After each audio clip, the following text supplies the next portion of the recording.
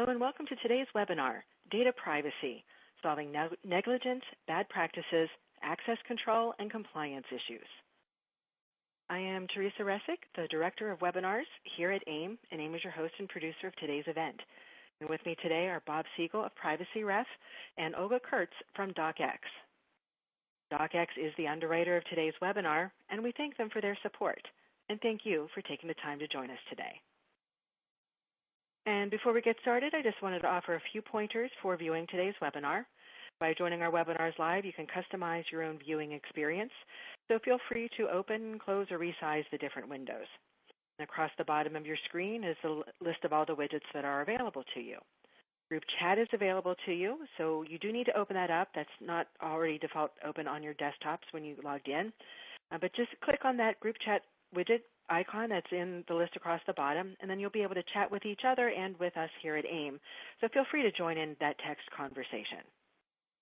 Do ask questions throughout the hour of the speakers using the Q&A feature, and we will hold these until the end, where we should have about 5 or 10 minutes to answer them. You can also use this feature to comment and ask for technical assistance. You can download a PDF of the presentation at any time. Just look to the resources list that's to the right side of your slide area. There's also a few other documents and links in there to help you learn more about today's topic of data privacy. Just click in there at any time, and that resource will open in a new browser tab, and you can save and read that item later after the webinar. At the end of this webinar, a brief survey is going to open in your browser, and it's at the bottom of your screen right now. And would appreciate it if you take a few moments to offer your feedback and to suggest other topics for us to cover. This webinar is being recorded, and it will be posted to AIIM.org's Resources Webinars page in just a few days.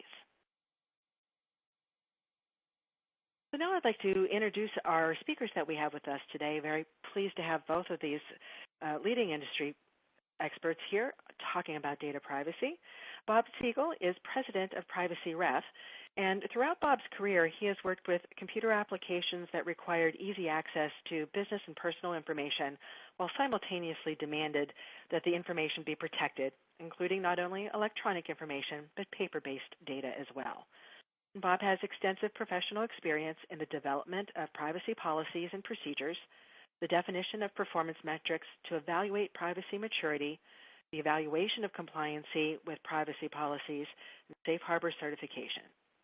He is recognized as a fellow in information privacy by the International Association of Privacy Professionals, with a deep subject matter knowledge surrounding key laws and regulations regarding consumer privacy and information security. And also with us, we have Olga Kurtz, who is a product manager at DocX. And Olga leads product efforts, functionality, all graphics, and UX designs at DocX since the company's inception. Her focus is product strategy, design, and new features. Before joining the DocX team, Olga led product design and user experience projects at companies such as WorkOrders, Mycroft, and WorkSpeed, among others. So right now, I'm going to turn things over to Bob Segall to begin his talk today. Bob? Thanks, Teresa, and welcome everyone. I want to start off with a very, very basic description, answering a question I get all the time, and that is, what is privacy? And when you think about it from an individual's perspective, it's our rights to control the collection and processing of our personal information. From an organizational standpoint, there's a correlating definition. It's the appropriate use of personal information given the circumstances.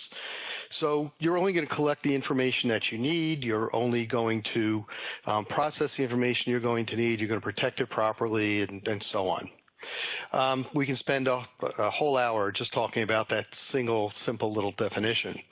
But I'm also asked, what's the difference between privacy and security? And just to contrast it, when I think of security, I think about safeguarding an organization's data, all of the data, from unauthorized access or modification, really to make sure the data is available when it's needed by the business, that it's kept confidential, only allowing those individuals who need access to the data to have access to it, as well as to making sure that the data is retrievable as it is stored. If we look at the two definitions, the first thing that jumps out is that privacy is only focused on personal information. whereas security is focused on all information within the organization. We are also looking in privacy at the appropriate use of the information, whereas security is more looking at who's accessing it and who's modifying it. So there are some overlaps between the two disciplines, but privacy really relies on security. There is a saying that you can have a security program without privacy, but you can never have a privacy program without security. I just want to dive a little bit more into the differences between the two. And to give you an example, since we're talking about solving the results of negligence and the like, talk about what happens during a data breach. If an event does happen, an incident does happen, the security team is going to get involved to help stop the bleeding and determine what the data loss is. At the same time, the privacy team is going to go out to determine whether or not this was really a data breach. And a data breach does have a legal definition.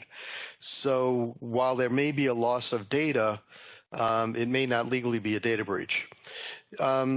While the security team is helping diagnose the event and fix the issue, the privacy team is working with legal and public relations, as well as outside agencies such as attorneys general, consumer reporting agencies, the media, to notify people about what's happened due to the breach and what they can do about it. That whole process of notification and remediation offers and handling complaints and inquiries literally can go on for months and months after the event happened, where both privacy and security will be involved in solving the root cause of the problem and finally coming to closure of the problem within the organization. That privacy team is still working to make sure your customers and watchdog agencies and regulators are satisfied. So I often characterize the privacy side of the equation as the business function, where leveraging the critical security controls that are in place to help meet their mission, just as any other business function that's out there. If we look at the cause of data breaches, there's an organization called the Poneman Institute that on an annual basis produces a study called The Cost of a Data Breach. One of the things that they do is they break down the causes of a data breach into three categories: malicious or criminal attacks, things like hacking and viruses, things that are coming in from the outside, system glitches, first problems, bugs that occur or potentially misconfigurations, and human error. Giving that breakdown, you can see that about 47% of the breaches in 2016 were caused by external forces or malicious forces. I put a malicious insider inside of that 47% as well. But human error and system glitches accounted for 53%. And I would suggest that we, by putting in proper controls, can address negligence, bad practices, and access control and compliance issues, all contributing to that 53%. So how do you do that?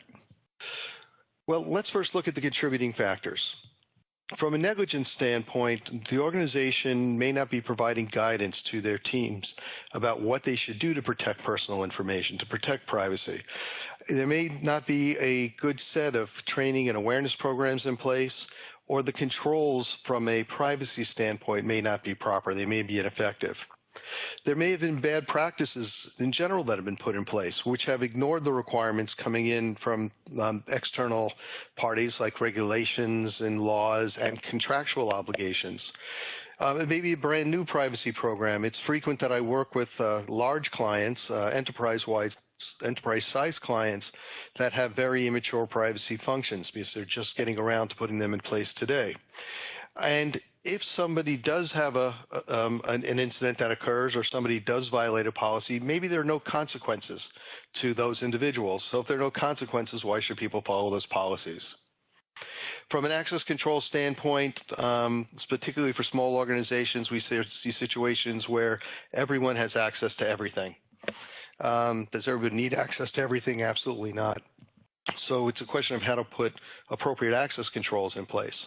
And once they do, you want to make sure that as people go from role to role in an organization, that their accesses aren't just additive, that access from an old job is taken away, if you will, when they move into a new role, and that access is added. For example, I worked as a portfolio manager, or running a portfolio management team for one company. I moved from there to run their privacy team.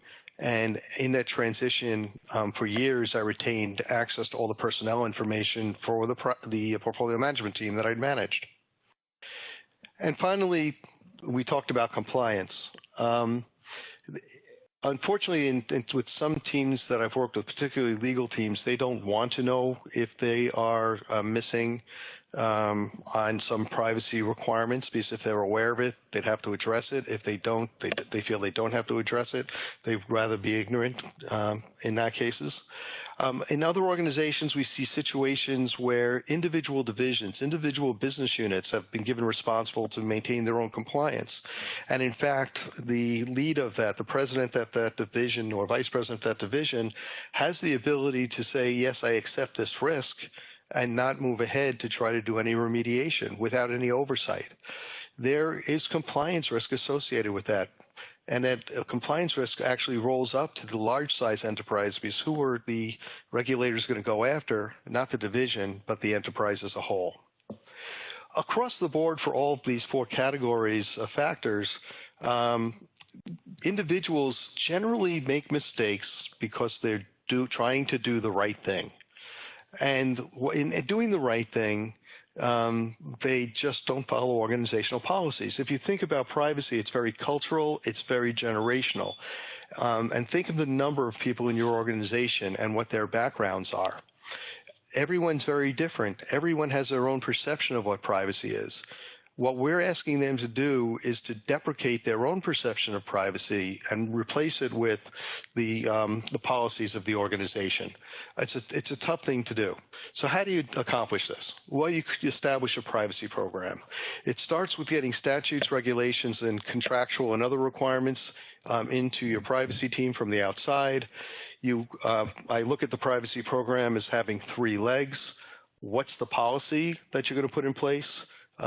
Then training on that policy and having an awareness program which supplements that training program, and then having a compliance program in place as well to make sure that the policy is being followed and the training is adequate.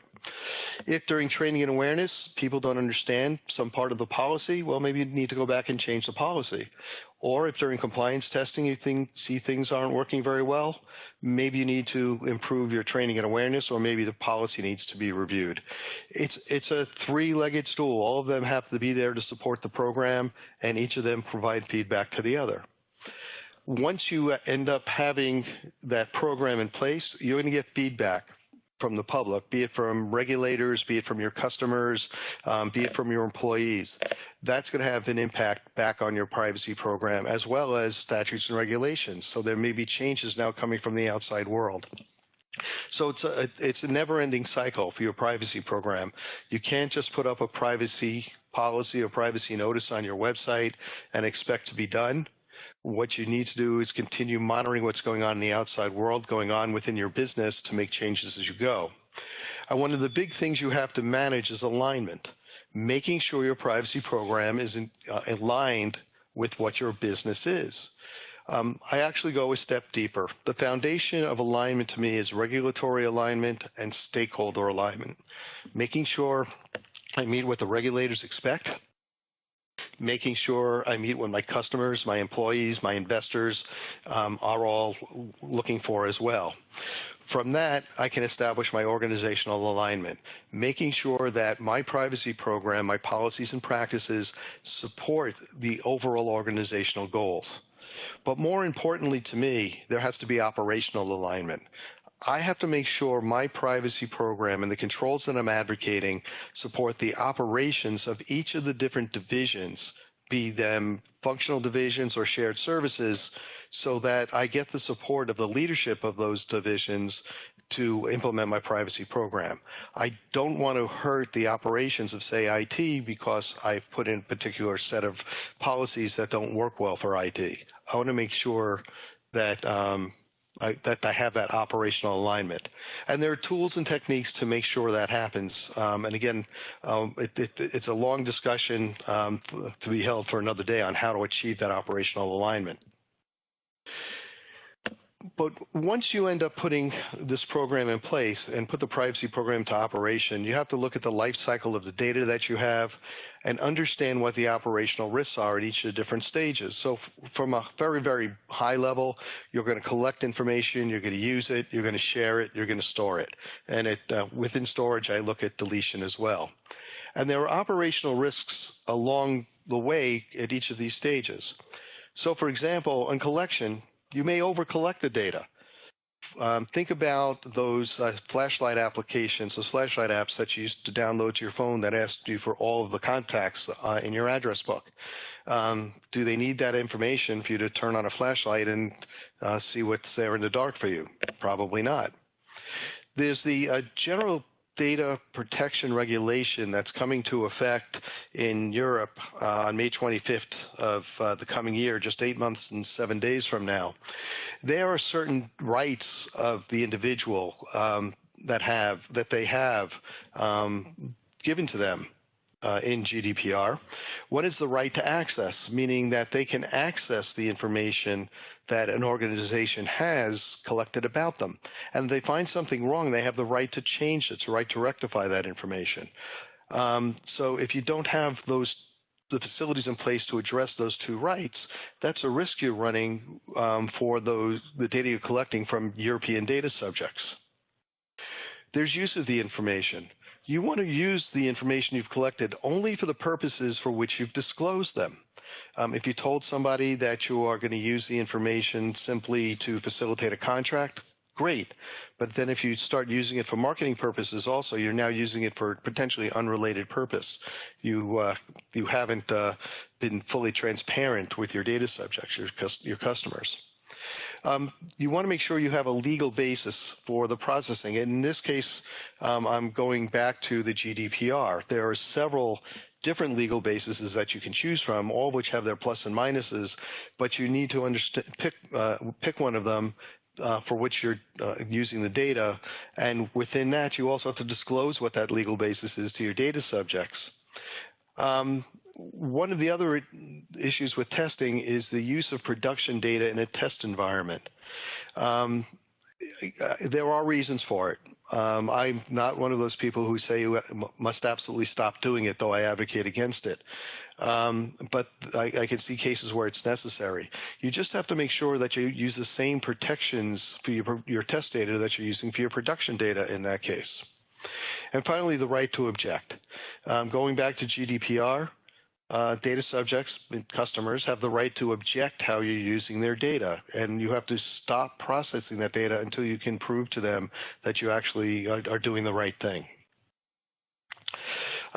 Sharing of information has risks of its own. You may transfer the data to a third party, then you haven't disclosed that to people. You may be looking at transferring the data from Europe. Again, there are export limitations there. You want to make sure you are exporting the data legally. But when you do share it, you want to make sure that the third party that has received the data is protecting the data the way you expect it to be protected. You are responsible for that data no matter where it lies. So if there was a data breach, a data incident at someone you've shared it with, you're the one who's going to have to go back and tell the customer or whoever's data you have that you've lost their data. And there's the right to be forgotten. Again, going back to GDPR, if you share data with someone's data with someone else and they've asked it to be erased, you have to make sure that whoever you shared it with have been notified that they have to erase that data as well. And finally, there's a risk with storage. Sometimes people keep data way too long. Personal information, for example, goes bad very quickly. It loses its business value very quickly. As my son who works with me tells me that personal information ages like milk, not like wine. It goes bad very, very quickly. It doesn't get better with age. Sometimes the storage is insecure. We've heard recently lots of data breaches where information was stored in various cloud providers without any protections. there's the right to erasure. Again, the root of what right to be forgotten is all about. And then there's archived information. Are you protecting the information in your archive the same as you're doing it in your production environment as well? So you have to make sure you've got all these protections in place to make sure that information is kept private, that you're meeting the expectations of your data subjects, of the people that are involved. There are lots of ways to take away, or lots of techniques to make your operational privacy program solid in regard to preventing human error and system glitches. I'd suggest a root of that is training and awareness, making sure people know what they are supposed to do and reminding them of that as a frequent basis. You can prove audits of your vendors, of your internal departments, or have them do self-assessments to make sure they are compliant with the work that you're doing, or they should be doing. There are tools that help you do that, some in an automated fashion, some less so. You want to look at the technology that you're bringing in place. The privacy team, or you as a privacy officer, want to make sure you're part of that purchasing decision. You also want to be sure you're part of the definition of any new processes that are being put in place. And finally, no matter how many tools and controls we put in place from a technology standpoint, we can't cover everything. Just remember, there's always a human who somewhere has access to that data, and they may be upset about something and therefore have malicious intent against the organization.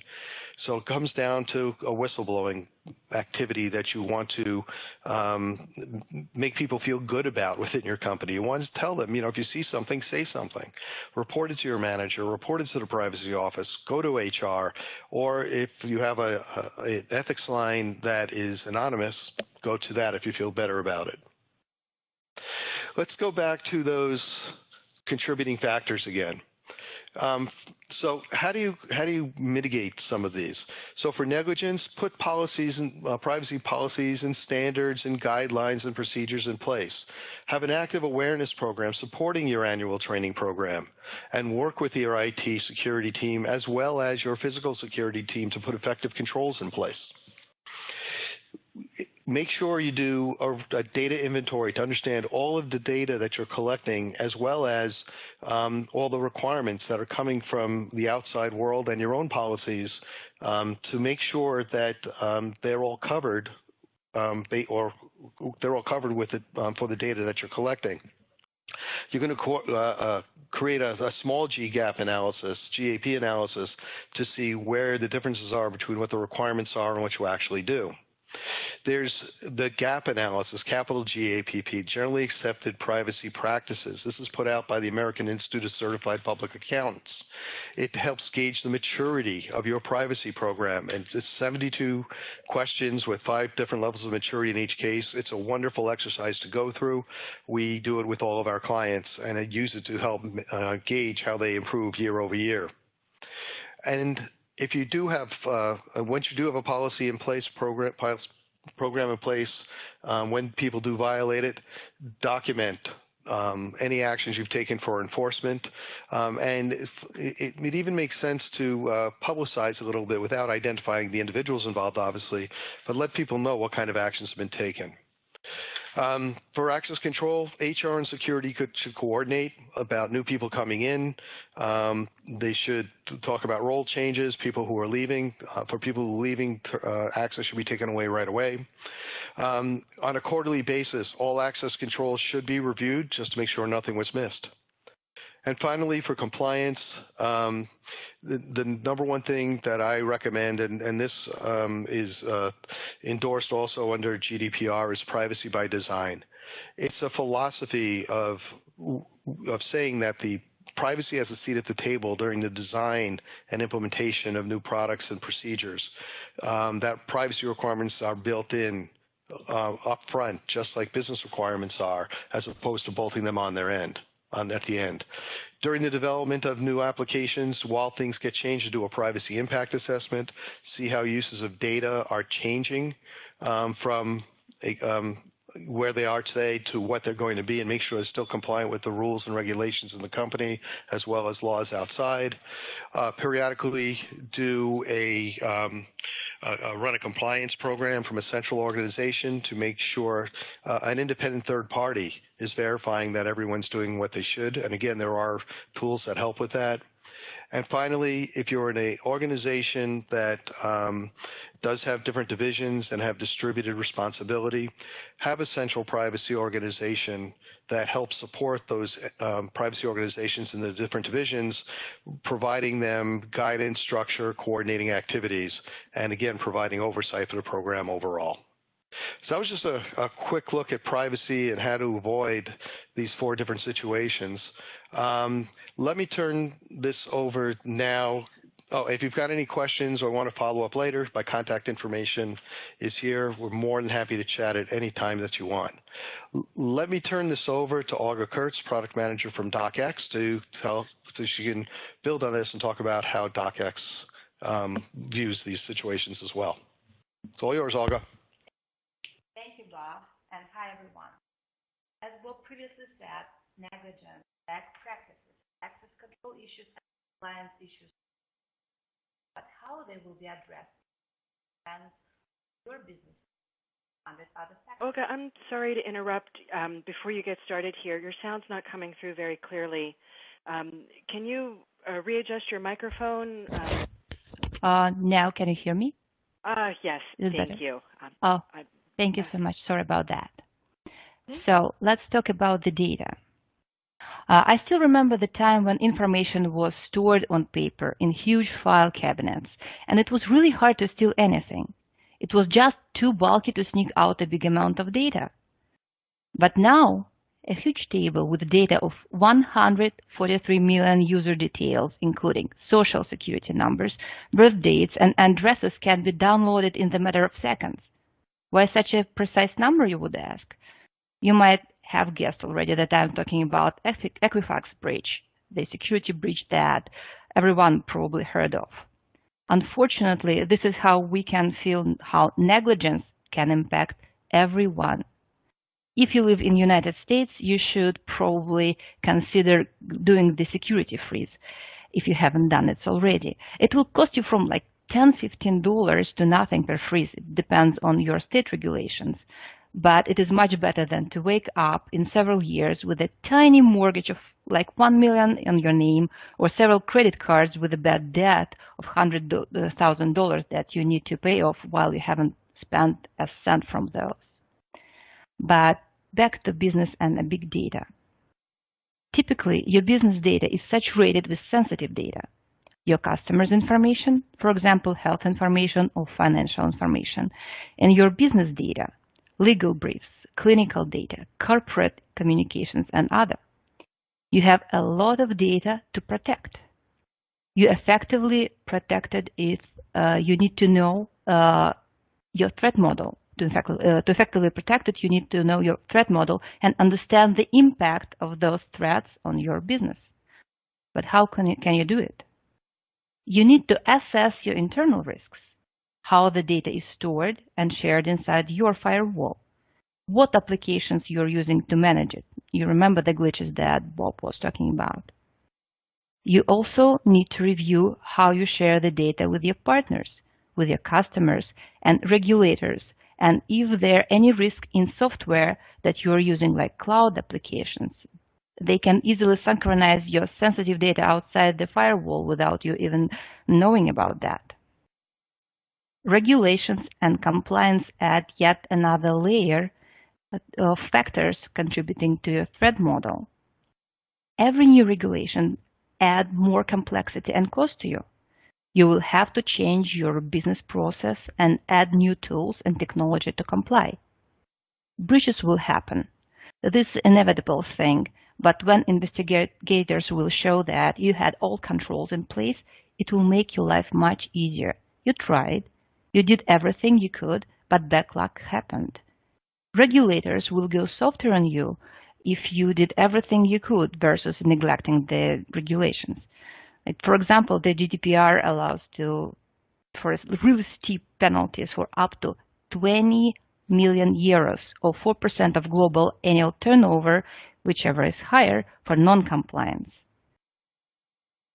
So if you are in European Union or you have any customers in European Union, you should probably really consider to put all controls in place. Now, let's have a look at what we have done together with one of our clients, a small law firm. We started with their pain. They needed a proof of receipt. It affected time spent on the case, and as a result, added cost to their clients. Access control was another must-have for them. They needed to grant or revoke the access to documents. This one impacted their business badly, being a potential data breach and a compliance violation. They also wanted to have an explicit consent. And all this should be simple enough so that users will have a short learning curve and would start to use it immediately with minimum errors and questions.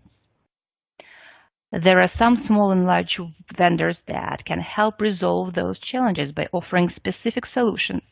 But over the time, you will end up with numerous applications that will be costly, add more complexity, and as a result, more glitches. So let me walk you through the process, how we solved all those challenges. First of all, we are a SaaS solution for external communications of sensitive content. It means that you can be up and running in a matter of hours, no installation needed. And also, we are managing all updates, and you can stop worrying about this piece of software. It always will be up to date. So, we worked closely to understand the threat model of this company and how every threat would impact their business. We discussed different case types, family like custody and divorce cases, and business like breach of contract. And we also asked about all the requirements that they had. We came up with 3 templates using same platform and choosing from more than 100 features to tailor to their needs. Just keep in mind that all the complexities are hidden, and people who are sending the packages are dealing with explicit template names, meaning less human errors.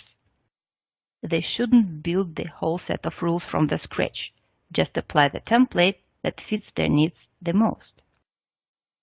Complete access control gives the flexibility of resending the whole document packages to the selected receivers with just one click. Also, the revoke button, it's my favorite magic button.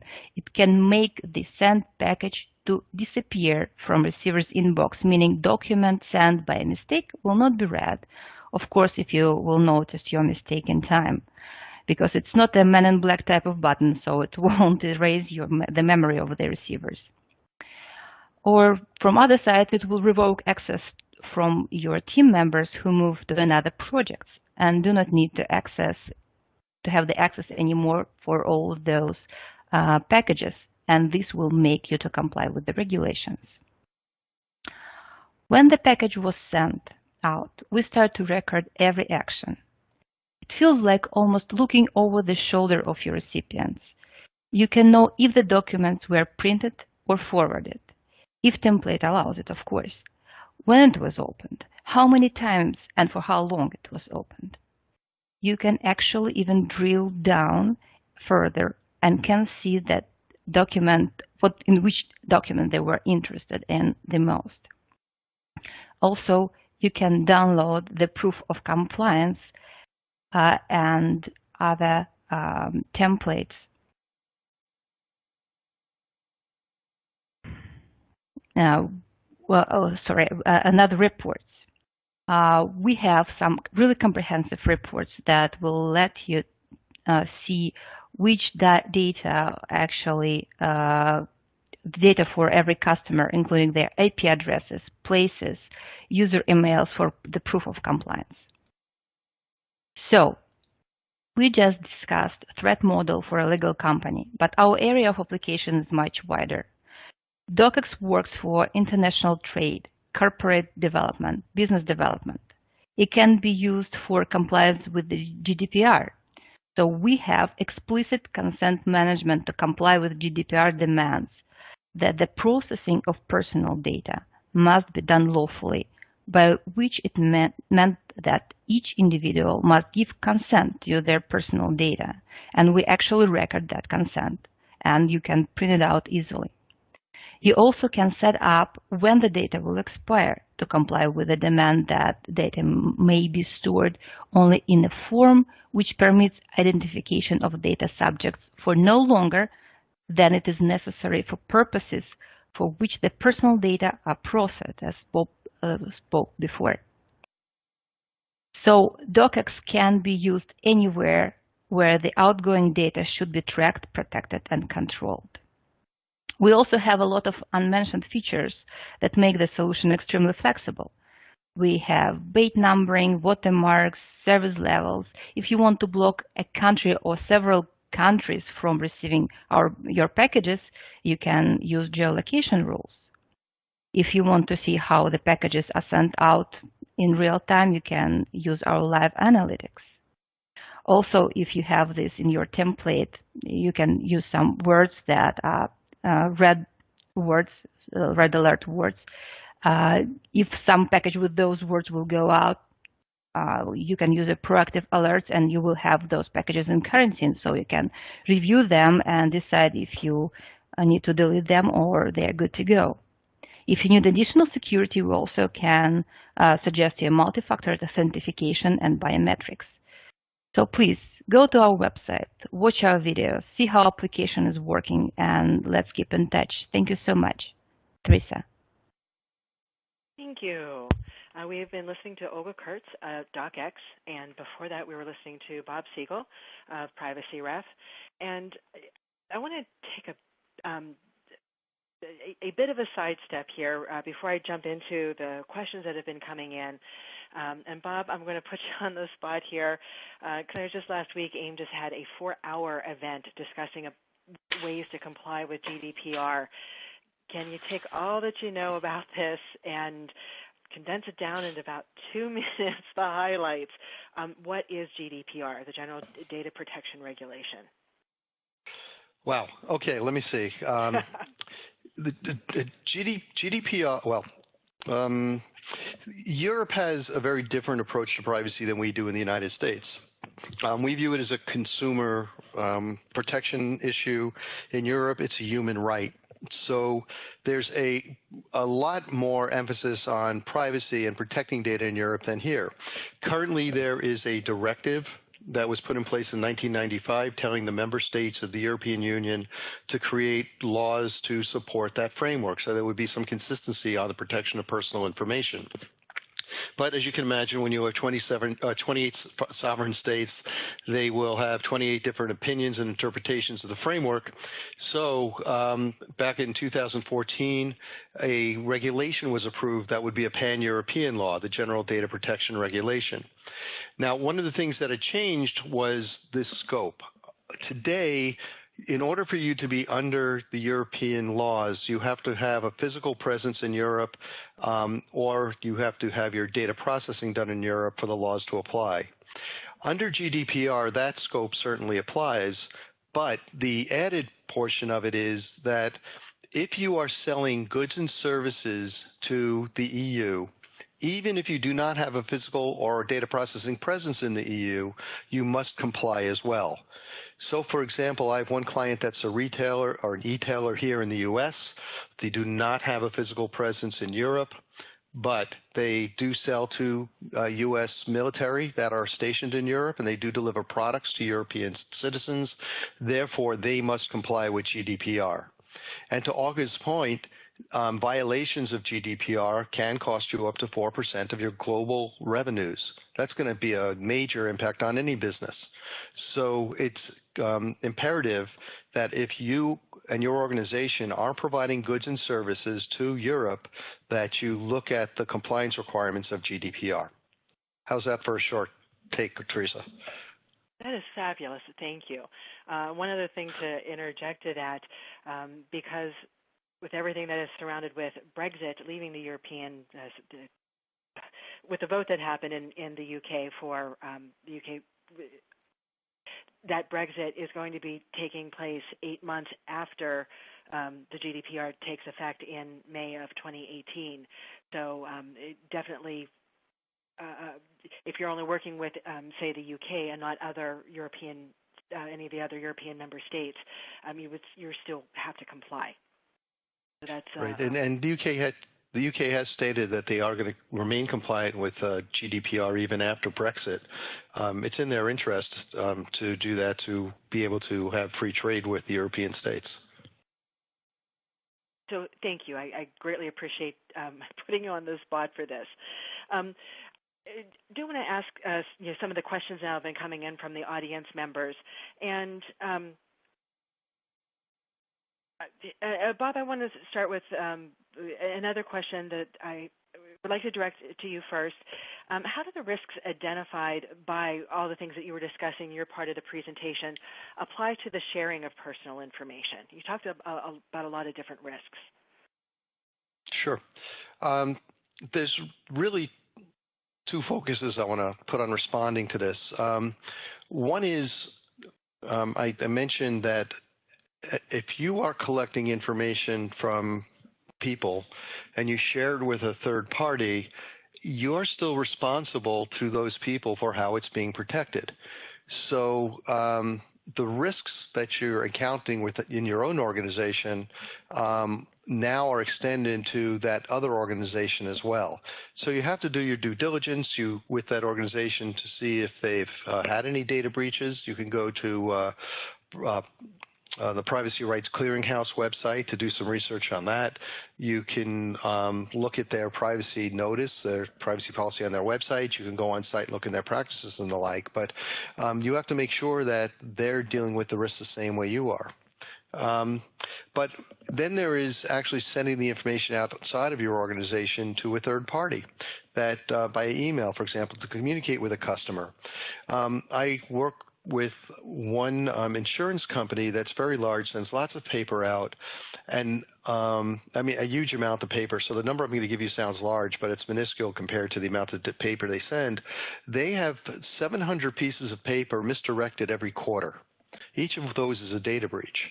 Now, if you're doing it electronically, using something like DocX, you have some control over who's really seeing the data, being able to record it, being able to protect it appropriately. So that's one way to mitigate those risks as well. Just remember, everybody's trying to do the right thing in your organization. They just have sometimes try to take a shortcut or forget what the right organizational way is to do it. And you have to give them the capabilities to protect those things without having to think too much about it. And I even recently read an article in the New York Times about two law practices. It was just an ordinary legal matter, and it was under discovery. And the one attorney had the list of all the things that he was requesting for discovery, and when the other law firm sent that information over, they sent the wrong file, and they sent a wealth of a whole lot of other information that was not part of the discovery, but because they sent it under the guise of discovery, that was a big data breach.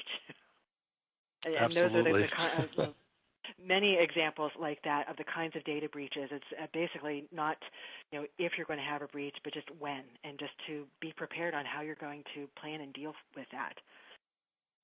It's actually. Oh yes. No, there's a different saying that goes along with that. We've been saying it's not if, but when for years. The other saying that security people often say is there are two classes of people, two classes of organization, those that have been data breached and those that don't know they've been data breached. Yes, I can totally agree with that logic. Olga, I want to direct this question to you. Someone's asking here about, the GDPR is not the only regulation that they deal with, because there's other regulations in their industry that they need to follow and comply with. How does your solution help companies with all the types of regulations that they need to comply with for dealing with the rules and the work that they do?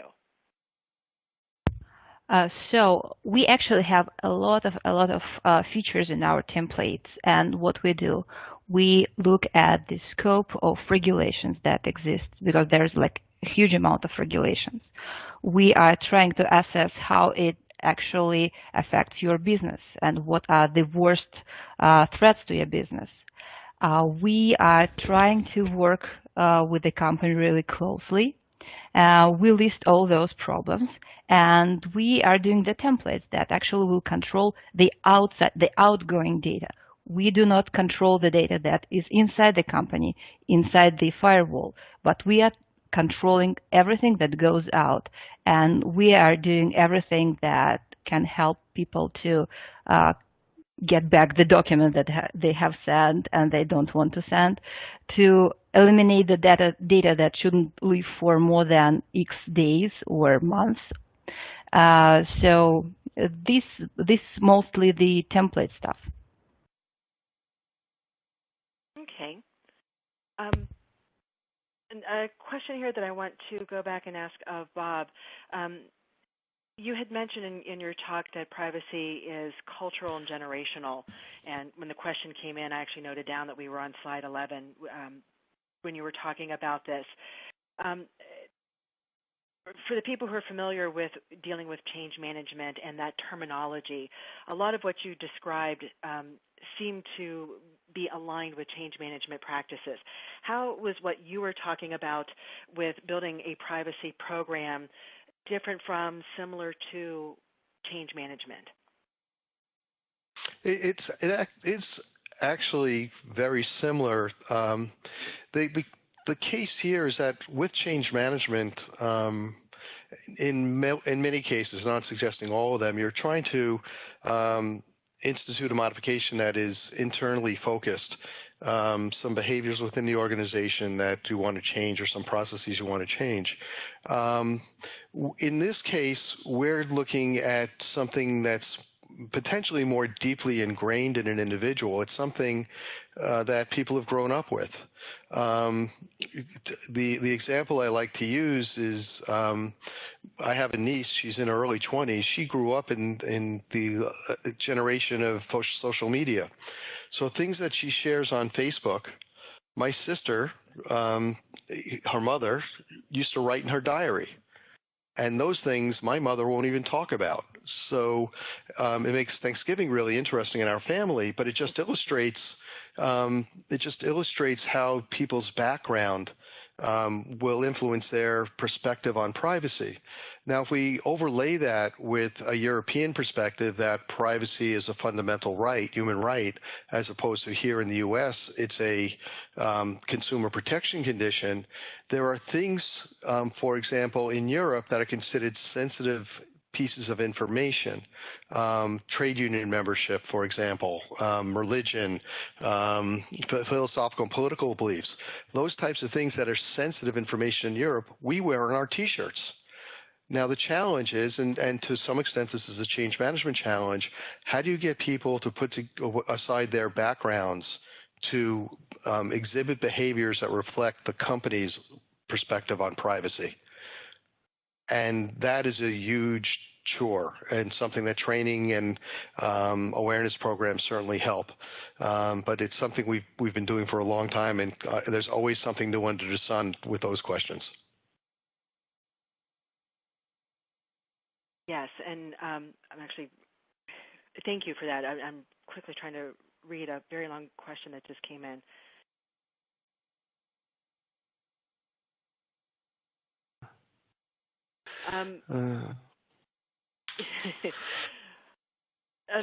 Actually, I'd kind of like to get both of you to offer your thoughts on this. Someone is stating that ECM users and providers tend to focus on business operations that have a high ROI, return on investment. And sometimes they're slow to embrace information governance and incorporate that into practices. How do you see adoption interest in information privacy in relationship to the industry in general? And Olga, I'd like to start with you to see how your perspective and your company's perspective on how you're wrapping information governance and the privacy into how you help your customers. So we are trying to, people are really slow in adopting any new technology, right? We are trying to work with them. We are trying to show how actually people will benefit from the solution like ours, for example. We are trying to show how it actually can change the culture on their workplaces, how it actually can help out to save money, of course, because everything is about the money.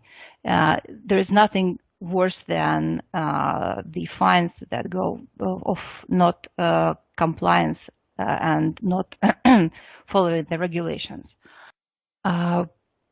They need to have some tools that will help to prevent the data breach. And we are trying to show the leadership team how they can actually put those easily in work.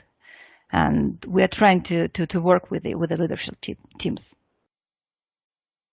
And I think that what you're saying, Olga, definitely lends to what Bob was saying earlier with having the privacy programs in place. Definitely. Just to bring that culture into the everyday business practices. And so I hear what you're saying, yes. Well, absolutely. We're actually getting to we're getting to the end of our webinar hour here, and I just wanted to mention a few other things here. And first of all, we've been listening to Olga Kurtz of DocX and Bob Segall of Privacy Ref, and just wanted to help you with preparing for not only the privacy programs. The topic of information governance has come up, and so many different ways that just learning how to manage the information that's in your business so it can be compliant. AIIM offers a wide variety of training, and likewise, as we saw back on Bob Segall, when you go to check out some resources that he also offers some training and consulting services to help you. There's so many different avenues out there. I encourage you to avail yourself of this. Specifically at AIIM, we offer live instructor-led training, online self-paced classes, deep dives, quick studies, lots of different ways that we offer materials for you to learn. And we can even arrange for one of our trainers to come to your place of business and provide customized perspective of our programs applicable to your organization. So all of that information can be found at aim.org/training. And there is a link to that in the resources section. I just wanted to mention out the other resources that we have over there. There's a couple of, DocX has provided a wealth of learning materials in the form of white papers and videos, so please check out those links. There's a link there for a data breach cost predictive model. As Bob said, it's not if a breach is going to happen, it's going to be when, and he actually kindly has made this predictive model available to you. So just wanted to specifically mention those items in the resources. And just also to say that, just remind you to take the survey when our event is over with. I do value your feedback and suggestions. I very much want to thank our underwriter, DocX. Without the support from our solution providers, AIM wouldn't be able to bring you these free educational programs like our webinars. So DocX, thank you very much for your sponsorship. And as we do bring the webinar to a close, I just want to leave you all with our speakers' closing thoughts or key takeaways. And I'd like to start first with Bob Segall of Privacy Ref. Your closing thoughts today. We talked about a number of things, protecting information internally and externally, but to me it all goes back to alignment, making sure that what you're putting in place from protecting information aligns operationally with what your organization is doing. And if you look at the tools that are out there to help facilitate that, things like DocX, it's going to make your mission of protecting information that much easier to do. Thank you, Bob. And Olga Kurtz from DocX, your closing thoughts today. So you should think about your threat model, how it applies to your business. No one can do it better than yourself because you know all ins and outs. Explore how it affects your business, identify the biggest threats, and start to put those under control. Try to use more flexible software solutions to minimize maintenance, software to learn, and minimize chances for glitches and human errors. Thank you. Thank you, Olga. And thank you, everyone, for your time and attention today. This is Teresa Resick, and we'll see you at our next webinar. And have a good afternoon.